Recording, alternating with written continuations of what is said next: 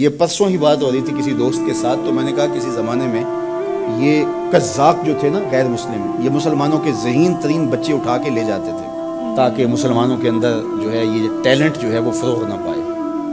تو میں نے کہا یہ اغوا آج بھی جاری ہے۔ پہلے اغوا اس طرح کرتے تھے کہ اس کا جسم لے جاتے تھے اور وہ جہاں بھی ہوتا تھا اس کا ذہن اپنے وطن میں ہوتا تھا۔ اب بچے ہمارے پاس ہیں لیکن ان کے ذہن اغوا کر کے وہ لے گئے۔ یہ دور موجود کا سوشل میڈیا اور اس کے اوپر پھیلی ہوئی بے حیائی اور مغربی تہذیب و تمدن کا فروغ، بچے کھانا ہم دیتے ہیں، کھلاتے ہم ہیں، پلاتے ہم ہیں، لیکن یہ ہمارے نہیں ہیں، یہ اچک کے لے گئے ہمارے بچوں، ہماری گودیں بھانج ہو گئی، یہ ہماری فکر کے ہیں ہی نہیں ہیں۔ لیکن افسوس یہ ہے کہ آج رہنمایان قوم، آج جو ہے وہ مدرسین، آج ٹیچرز، آج معلمین اور آج کا میڈیا بالکل ان چیزوں سے بے خبر ہے کہ ہمارے ساتھ کیا ہوا ہے اور کیا ہونے جا رہا ہے، اور ہم اللہ سے امید کا چراغ بجھنے نہیں دے رہے، لیکن جو موجودہ نظم ہے اس وقت جو ہمارے ساتھ ہو رہا ہے تو ہم گڑھے کی طرف جا رہے ہیں اور گرنے کی طرف جا رہے ہیں۔ یہ کہیں کہیں کوئی دیا روشن ہے، ورنہ ہمیں پتہ ہی نہیں کہ ہمارے ساتھ کیا ہو رہا ہے۔ جب روس کا سرخ انقلاب پھیلنے لگا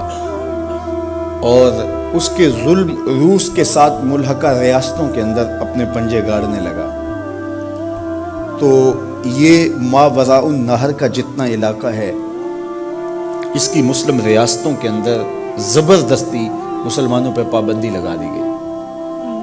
وہ مسلمانوں والے نام بھی نہیں رکھ سکتے تھے، مسجدوں کو تالے لگا دیے گئے اور قرآن مجید چھین لیے گئے اور قرآن مجید چھاپنا ممنوع قرار پایا گیا، قرآن مجید اپنے گھر میں رکھنا ممنوع قرار پایا گیا، حتیٰ کہ سکولوں کے اندر کاغذ کے ایک ٹکڑے کے اوپر اللہ جل شانہ کا مبارک نام لکھ کر کے زمین پہ پھینک دیا جاتا، اور اگر کوئی بچہ اس کو ادب سے اٹھا لیتا تو وہ جان لیتے کہ ان کے گھر میں قرآن کی تعلیم موجود ہے، تو پھر اس گھر کو نیست و نابود کر دیا جاتا۔ مسجدوں کو بالکل تالے لگ گئے، مدارس تو دور کی بات ہے، گھر کے پچھلے کمرے کے اندر بھی قرآن مجید کوئی رکھنے کی ہمت نہیں کرتا تھا۔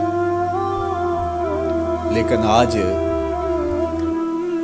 آپ وہاں جا کر کے دیکھیں، سمرقند اور بخارا میں، آج تاشقند میں جائیں آپ، آج ماوراء النہر کی یہ آزاد ریاستوں کا جا کے منظرنامہ دیکھیں تو جتنی مسجدوں کی رونقیں آپ کو وہاں نظر آئیں گی یہاں نہیں ملیں گی، قرآن کے ساتھ جو عشق آپ کو وہاں ملے گا یہاں نہیں ملے گا۔ یار ان کے گھروں سے تو قرآن کے نسخے چھین لیے گئے، ان کے اہل علم کاٹ دیے گئے، ان کی مذہبی شناخت بھی لے لی گئی، ان کے نام بھی جو ہے وہ ختم کر دیے گئے، مسجدوں کو تالے لگا دیے گئے، مدارس دینیہ کا وجود کل عدم ہوا۔ لیکن یہ آج اسلام کی جس طرح نشأت وہاں سے ہو رہی ہے تو یہ کیسے ہوا؟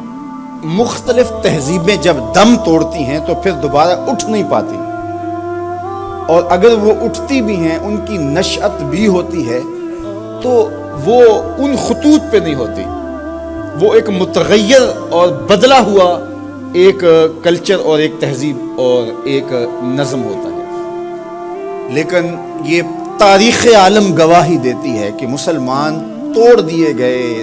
یہ ترکی کی مثال دیکھ لیجئے، رسم الخط بدل دیا گیا۔ چنگیز خان کے قبیلے نے تو یہ کیا کہ وہاں بغداد کی جامعہ نظامیہ کی لائبریری کو جلا دیا اور اس کو پانی میں بہا دیا، اور آج تک وہ علم دشمن مانے جاتے ہیں۔ اب جب ترکی میں سلطنت عثمانیہ کو توڑا گیا، انہوں نے ترکی کا رسم الخط بدل دیا۔ رسم الخط بدلنے کا مطلب کیا کہ آنے والی نسلیں ان کتابوں سے ناشنا ہوں گی۔ جب رسم الخط ہی تبدیل ہو گیا تو وہ کتابیں قیمتی جوہر اور موتی سے ہی، لیکن اس کو نئی نسل پڑھ ہی نہیں سکے گی۔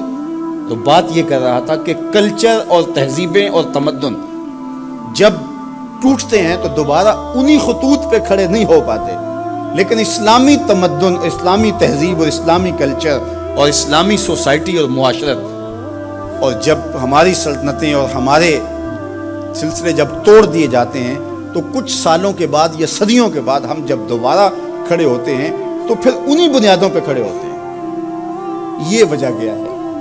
اس کی ایک وجہ ہے اور وہ وجہ ہے قرآن مجید.